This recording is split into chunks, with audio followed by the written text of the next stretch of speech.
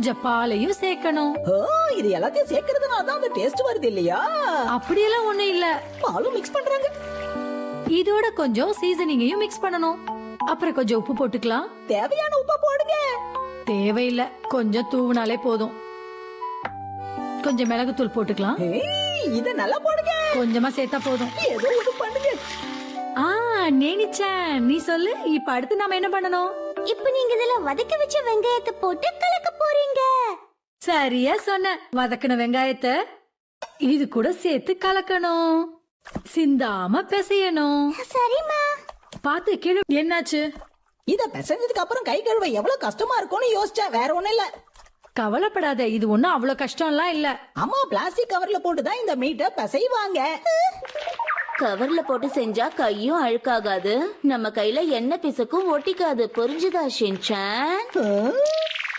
அப்பதான் கையில பிசு பிசுன்னு ஒட்டாதுன்னு சொல்லுவாங்க.